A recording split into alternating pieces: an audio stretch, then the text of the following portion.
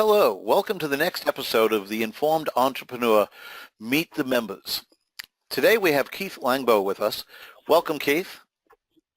Hello, Art. Thank you for the opportunity. Well, I'm really excited to have you in this episode, and I'll say for everyone else, Keith and I have had the opportunity to talk a couple of times before this, and I'm really excited about this conversation because we're going to hit on some of the keys to a successful small business. Now, when I say small, I'm just going to throw in, Keith, a little explanation. A lot of people think of small businesses as the one or two people. Actually, according to the SBA, right, small business is less than 500 employees. So, okay, when we say small, definition of that. Yeah, just make sure people have a context to put it in. But Keith, would you like to take a moment and just let us know, what you and your company do? Sure, happy to, Art. And again, thank you for this opportunity. Excited to be here and have this conversation, and always enjoy our conversations.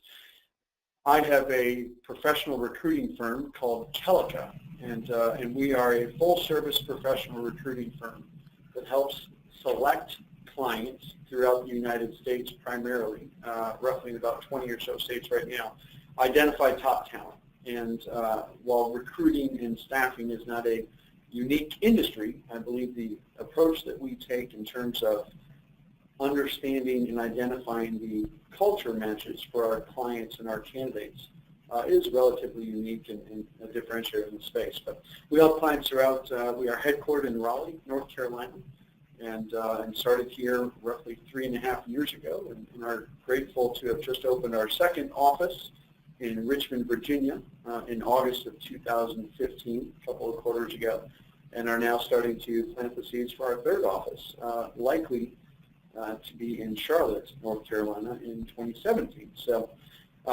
it's a fun space to play in. At the end of the day, we get to put good people to work, and if we're doing our job right, our clients are happy, our candidates are happy, and I think we have an opportunity to really kind of change the industry experience out there, and I'm happy to talk more about that down the road.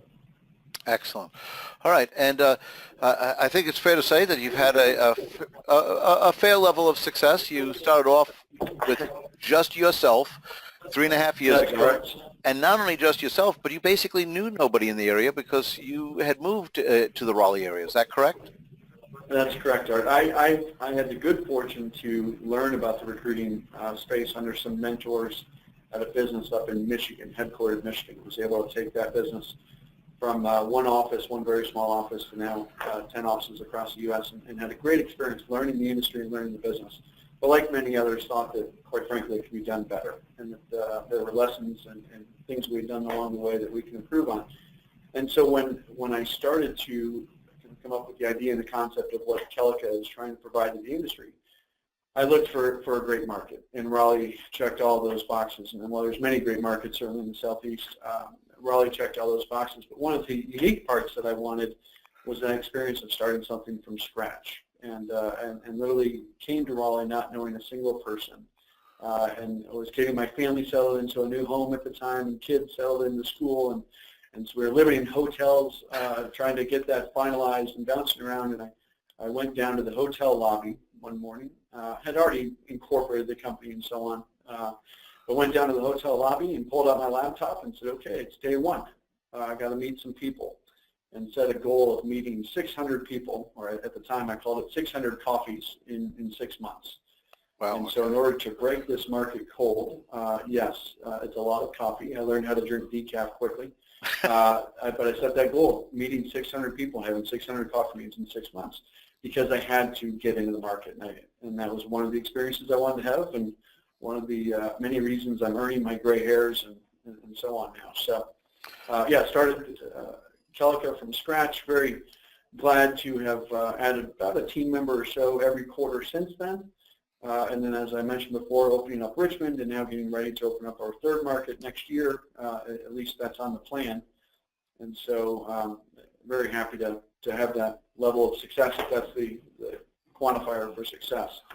I will say that in having grown my past business relatively quickly, or helped grow the past business that I ran for about a decade, I've also been trying to keep the reins pretty tight on this, because I feel like in the last run that I had in growing the business, I blinked and all of a sudden I woke up one day and we went from being a startup with this great, unique culture and special sauce to all of a sudden a corporation with a lot of policies and procedures. And not that there was anything wrong with that, but in this opportunity, I wanted to slow down. I wanted to make sure that I and everybody else on our team was enjoying the journey as much as the destination, if not more. And so we're spending a lot of time keeping the reins tight and just being very selective in the endeavors that we take and in the places where we choose to do business. Excellent. Yeah, so, Keith, I interview a lot of people. All right, a lot of business leaders, okay, is just one of the things I do. And I will tell you, one of the things I don't hear a lot is I'm trying to slow down growth or keep it under control. Maybe not slow it down. That may not be the right wording, but try to keep the lid on it. I'm going to suspect that there's a few reasons for that. And I have met a couple, and they all have some things in common. I'm going to say the first thing they have in common is that they have a work ethic. Okay, so I've never observed your work ethic over a long period of time, but just the fact that you had a goal of 600 coffees in 6 months, that's 100 a month. I don't know if you stopped to do the math on it, but it's 100 a month. I did 25 a week. Yeah, it's 5 a day is what it really is. Now, were all those meetings one-on-one? Yes, they were. Okay. So it was outside of the general networking events. So it was a lot of people. Yeah, it may have been driven by the general networking events. You may have met somebody and then scheduled a one-on-one. All right. So Correct. First of all, that is remarkable in itself. Most people couldn't schedule 5 appointments a day, let alone do 5 appointments a day. Fair warning, don't drink caffeinated coffee every time. That's right. Maybe the first time. Well, That's right. Maybe the second. But then, okay, interesting. And at that point, was it? I'm getting the impression that it was kind of meet almost anybody at that point because you were trying to build your base. Was there criteria that you used or not? Yes and no. And to be fair, while I had my ideas and kind of vision, if you will, about what Kelaca was or is to become, I was still kind of learning about the market. I had done my research, and I had researched 5 to 10 markets and really zoned in on 3 markets before choosing Raleigh to relocate the family and start the business. And so it was still kind of learning about the market, learning about some unique industries. The biotech, life science, pharma industry that's here was relatively new to me. The high tech was not, given my past experiences. And so there was some strategy in terms of learning that. There's also strategy in trying to just find my way around the cities here, as the triangle has the 3 major areas. Right. So it wasn't just anyone and everyone, no doubt. Perhaps the first couple meetings were, but as I met each person, I always set the goal as I'd meet somebody, if there were 2 or 3 people that they'd recommend I meet, who would they be, and try to continue to dive down that rabbit hole to get focused. As starting a new business, no doubt there was a bit of focus in trying to identify potential clients, and so on. And I had met with a handful of potential clients, and as well as my competitors before coming down here to really understand the gaps in my space and in my industry. But there was also another focus in my meetings, which was try to identify teammates and employees as we were trying to grow. Because my passion is well, it's certainly about the recruiting space and about trying to, as we say at Kelaca, redefine the recruiting experience. My passion ultimately is about building a culture and an environment where our team can develop and succeed and grow and be prosperous and enjoy coming to work on Monday morning and almost be bummed on Fridays when it's time to go home for the weekend. And so those meetings were certainly about understanding the network, understanding the markets, looking for those potential clients and looking for those potential teammates. So there was strategy. And as I got towards the 600th, and I forget the exact, but we actually went well over 600. Everything got accomplished, which was great. And by the end of that, we had hired our first, I believe, 2 or 3 employees at that point. We had moved pretty quickly up front through that process. My family got settled, so those goals also got accomplished. Right. What's interesting, though, is out of that, while we did identify some potential clients, I've been, as I said, keeping the reins tight and being very selective on who we do business with. And so we did identify some potential clients, which was great when you have no incoming revenue stream or nothing to help pay the bills. but they weren't right for us. And so it took longer than 6 months to get that first client because we had to say no to some potential prospects at the time. And so it was a fun couple of months. Again, I'm earning my gray stripes here, but it was a unique 6 months, no doubt about it, and every day since. Okay, and that leads us to the next point that I found of particular interest while Yes. talking to you, and that is, you seem to have a very clear concept of who is right for you and who you're right for. That it goes both ways, not just what's good for you, but also Right. what's good for that client, and that there has to be that match. And if you could just kind of explain that concept, because most people are looking for clients, and it'd be nice if they fit, Right. but clients are what's needed. You have a different approach. Yeah, it was very difficult to say no to potential clients that were wanting to give us money for services when we had no incoming money and the expenses were climbing as I was hiring employees. And being a privately funded, self-funded company, it's extremely important, right?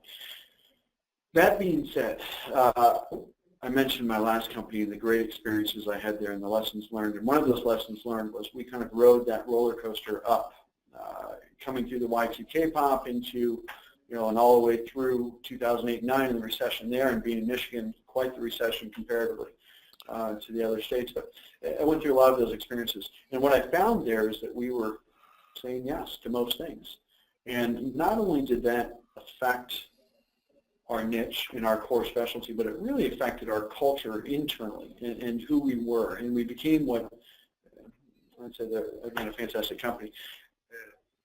But we started to become a company that I wasn't in love with anymore. And I want to dive into that.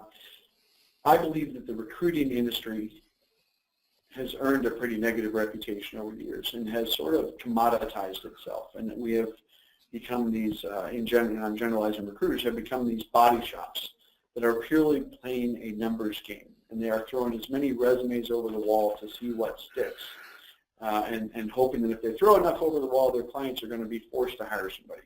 And I think we've lost a lot of the special touch, and whether you call it relationships or partnerships with clients, or quite frankly, core values and ethics and integrity and all the good things and all of our core values in Kelaca. I think we've lost a lot of that opportunity to make it a positive experience, and the industry in general has become a commodity. So as we've evaluated clients and who we want to work with, we want to work with those companies and have been very, very selective about who those are that get that appreciate that understand that they're not looking for the commodity body shop type recruiting method. They don't want quantity, they purely want quality. They don't want a vendor, they want a partner. And there's key, distinguishing between those words is very important to me. If a company is looking for another recruiting vendor or staffing vendor to add to their list of approved people, and they want to send us a job description to work on jobs, and that's fine and dandy, but it's likely not right for us. But if a company or a potential client wants to sit down and explain their core values to us, explain their goals, explain their vision, explain not only why they need to fill an open seat in the team, but how that open seat in the team and the hiring of the right person or the wrong person is going to affect the rest of their team or the rest of their department. And they want to have an in-depth conversation and sort of pull back the covers, if you will, as if I was part of their team. Then that's a client we want to talk to. That's a client we want to have a conversation with. And so because our industry has kind of gone down this commoditized type approach or lane, we are being very selective in terms of trying to stay away from that piece of it and focus on the ones where we can have those true partnerships, those true strategic alignments and understandings as if we have a seat at our clients' leadership tables. Okay. Long answer, but there's a lot of passion behind that one, Art, because I think that the companies out there, I think the candidates out there deserve a better experience when it comes to recruiters. I've heard too many people say, I hear from a recruiter once and I never hear from them again on the candidate side, or I hear companies and clients being the companies out there that say, yeah, the recruiters, they send me a bunch of people, they're never quite right. I've heard that story way too many times. And so I believe there's an opportunity to fill that gap, sort of the gap that exists between your executive search firm and professional level recruiters down to the contingent staffing company type of model. I think there's a big opportunity and gap in the middle there where you can have that executive search firm quality at the pace, somewhat the competitive priciness of a contingent staffing company. So we're trying to fill that gap. And not every company is right for us, and therefore we're not right for every one of them either.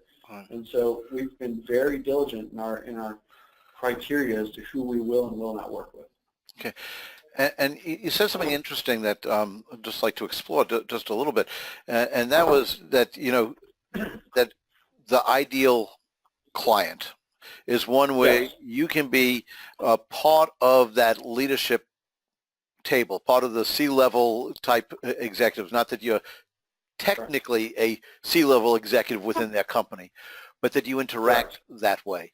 I would think that if that happens, then two significant things happen. One is you really can identify who the right fit is for them, where you could never do it from just a job description. Correct. The second thing is that it would allow you to spend your time actually supplying the client what they want rather than what they wrote on a piece of paper, which means you actually can do it in a more cost-effective way while getting them a better client. There's actually people talk about a win-win. This is like a win-win, win-win, and win. Yes. Is that accurate? It's very accurate. The cost of hiring the right person versus hiring the wrong person, and all the variables that go into that. A lot of companies out there think that recruiters are an expensive option. I would argue that if done right and done properly, if they allow a bit of time to kind of be engaged before you get married, that it's a very cost-effective model of going about hiring. Not only cost-effective, but obviously if you hire the right person, it changes the team, not just the role. And the productiveness, the effectiveness, the retention of the entire team changes. But I'm a big believer and a big fan, and we try to hire for our clients the same way I hire for ourselves within Kelaca. It's got to be culture first, or values first, or however you define your culture. I think the word culture can be overplayed at times, but in terms of your core values, what do you believe in, let alone what are your goals and your vision and everything else on the pipe. But how do we interact? How do we communicate? How do we manage one another? How do we support one another, whatever it may be? Those are the things that define the culture. If we can identify that, most skills can be trained. I'm sure you've heard the phrase, the hire the will, train the skill, or whatever it may be.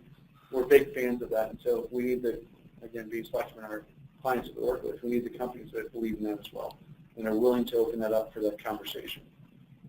Job descriptions can only do so much. Just quite frankly, as a resume can only do so much in terms of explaining the candidate. And unfortunately, I think a lot of the recruiting industry has relied on simply matching keywords on a resume to keywords in a job description. And again, they try to make the mix, but that's not recruiting. That's a commodity. That's a commodity service. That's something that we can have a computer do for us now. We don't need a professional recruiter to do that. But to understand what the core values are of a company or a department or organization or a team, and to mix that and to evaluate those values of a candidate is a real skill and a real, I think, value-added service. Okay. It's funny. While you were saying that, a thought came into my mind, and I'd like to test it against you, okay? You always have your thoughts in mind, yes. That's right. You were talking about how people think it's more expensive, where you think it's not necessarily more expensive. Let me throw out a concept and see if you think this is accurate. One of the biggest issues that I have found with the owners of businesses, say between 20 and 250 employees, just to pick that group, is that they're very good to get to that size. They've been very good at doing what they do. Okay, I mean, and they have you don't build to that level if you're not good at that. Right. What they're usually not good at is overall management, because that's usually not what they were coming into. And so when we start talking about the expense of an outside vendor, let it be in your case, the recruiting function, but maybe it's the managed services on the IT side, maybe it's Right. marketing, maybe it's fulfillment, they really don't have the skill level to know the true cost. So in other words, No doubt. in your case, how much does it cost to hire somebody? They would get the advertising budget correct. They'd get the staffing correct, but they wouldn't get Correct. the disturbance to the organization when the person came for 3 weeks and then accepted the other offer that he had been waiting to come in. Oh my goodness! Right? Yeah, and all of the certainly all of the direct costs, let alone the indirect costs and the opportunity costs and everything else that comes down with that. I think it was recently one of the major job board players out there estimated that the cost of a hire is roughly 1% of their annualized salary every day that the job goes unfilled. That was on the lower side. So if you have a $100,000 job, well, 1% of that is going to charge you every day. And so that cost can quickly climb. And to your point, I don't manage my own IT. I outsource it. I bring in someone that's an expert that does that for a living, that knows what the true costs are, knows what the savings and opportunities are, in the same way that I don't think companies that are getting started in that range of 20 to 250 should be focused on their hiring. A lot of them rely on friends and family, referral network, things like that up front because that's kind of the easy route, and they automatically have some of that know, like, and trust built in, and I think that's a good solution. But if they're not the right person and they're leaving 3 weeks or they're leaving 6 months or even more so a year, then you can really start to put yourself in trouble, and the costs can pile quickly. Right. I think of the story about Zappos, where, as I understand it, when they hire you, let's just say I've just hired you. I'm with Zappos. I've just hired you. Right. What I understand is the first thing I do is I slide a check for $2,000 in front of you and say that if you decide not to take the job, you can pick up the check and take it with you. Yep, we'll pay you to leave. Yeah, and, small business people, go, that's absolutely crazy.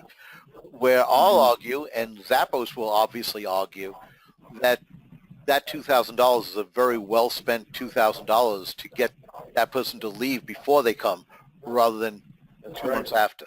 So you'd agree with Zappos on that? I would agree with that, yes. And as a small business owner, I'm not sure I'm ready to pay people to leave, but I do believe we need to make timely decisions. And I won't say so far as to hire slow and fire fast, but I think you've got to make those decisions very quickly, and that there's nothing more important than people. And one of the many reasons I love the industry I'm in, but whether you're building a new software product or a new whatever it may be, or developing something new or selling a service, the people behind it are what make the difference. Right. And there's nothing more important than getting the right people. You want to increase sales? Hire great salespeople. Hire a great sales manager, or whatever it may be. You want to do something great, develop a new product, hire great product developers. It all comes down to people, and so I believe that's where we need to invest our money and our time and our efforts. And if that's not your specialty and that's not your unique ability or your niche, well, then outsource it. Right. Because we can come in and do a better job of it. Yeah, and I'm going to now circle around. You're going to like this one. Part of the reason that Zappos pays that $2,000 is because they haven't gotten the hiring process down well enough yet to be able to predict it. That has become their solution to what I'll say, and I hate to say anything about Zappos this week because they've done a great job, obviously, but they obviously had a problem of hiring people that would stay. Their solution was it's cheaper to pay them the $2,000. If they had maybe another solution, not a different solution, not that theirs is not good because it's working, but maybe a different solution was figure out the hiring process better. Does that make sense? Improve their selection criteria and their hiring process, yes. Right. Yeah. At the end of the day, though, people are people, and people do funny things at times, and so there is no magic formula. There are certainly assessments and profile assessments, and as I talk about matching culture from a company to a candidate, that's a tricky thing to do as well, right? There's never any perfect formula. At the end of the day, most hires are still going to be a roll of the dice. You can increase your odds by improving your process and your selection process and bringing in experts to do that for you and using different assessments, but at the end of the day, every hire is still a roll of the dice to some extent. And a lot of that depends not only too on the selection of the hiring process, but then your training and development process, and then your management process. And, then you get to the whole good people leave managers, not companies. So it goes on and on. It's a constant opportunity. Absolutely. And that brings us to our next section of this discussion. Whenever we have successful business people on with us, we always ask, has there been a particular bit of advice or a book or information that has helped them in that journey? Because it is a journey. We never reach our destination, right? We're Right. always journeying. What about yourself? What has been helpful for you to develop those skills? Yeah, I'm thinking about this one, Art. I'm focused on two things. I want to give some props here where I think having been through this before and having grown a business, now given that that was not my business, and I was simply the hired gun growing it for somebody else. I've been fortunate to fall on my face quite a bit, and as I've fallen, I've learned how to get up, and I've learned some things that I wanted to make unique in this experience with Kelaca and what we're trying to do. But a couple of key things have helped me along that way. One is a good network. And when I mean a network, a good peer network, a good board of advisors, if you will, or board, or personal board, or mentorship, or mentors, or whatever it may be. And certainly the founders from my past company have been good mentors to me. Many of my networking partners, like yourself, and the work you do, have been good mentors and constantly challenging. But I have a great group as well in this organization called YPO, Young Presidents Organization, which is a group of my peers that I look to for mentorship and education and strength in what we do, and they are constantly challenging. In fact, I had a breakfast meeting this morning with a group of my peers, and they were pushing me and challenging me on some of my thought process, and so that's been a big key.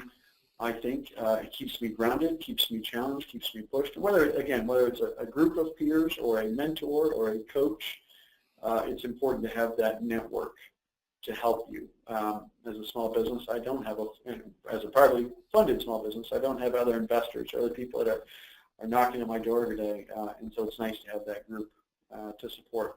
Secondly, as I was looking to grow this business and looking at some of my past lessons learned, I needed a more consistent operating model that would allow me to scale, sustain what we accomplish, and then to scale out and focus on scalability. And so I was a big fan and got introduced by a good friend of mine to a book called Traction, written by Gino Wickman. And Gino focuses on this concept operating model called EOS, or Entrepreneurial Operating System. And I worked with a good friend of mine, two good friends of mine, Walt Brown and Brent Sprinkle here in the area, who are EOS implementers. And I incorporated the EOS model into Kelaca early on. And what this model does is it takes, in my humble opinion, the best of all the different business folks out there, and the good, the greats, and so on, and the ones we were speaking about earlier.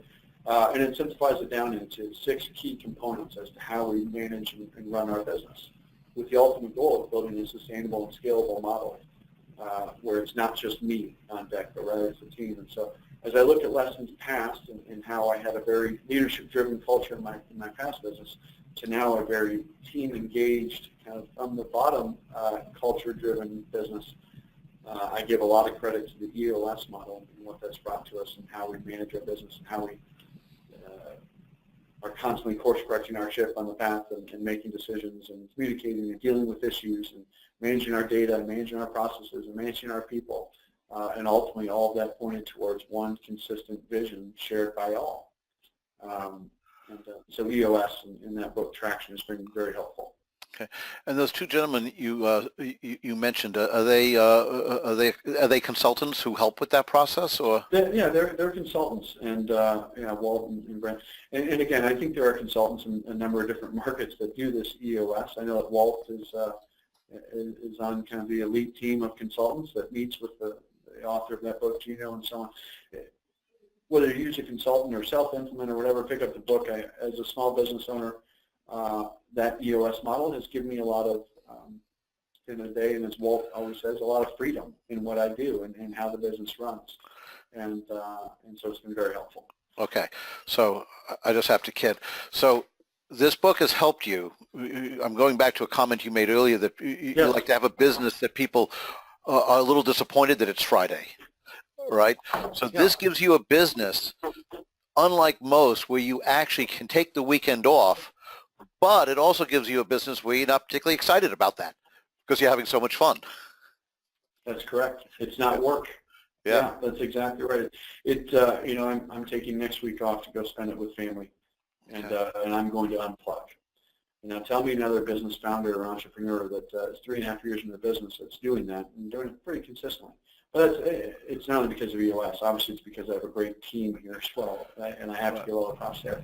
Kelaca is who Kelaca is because of the team here and the people that make it that way. We simply leverage the EOS model to help manage that business and to help kind of drive it forward towards that vision. Super. All right. Well, thank you very much. I really appreciate you taking the time to share with us. This is great stuff. Thank you so much, Art. Appreciate the opportunity, and as always, a pleasure to speak with you. Thank you. And with that, we end this episode of Meet the Members of the Informed Entrepreneur.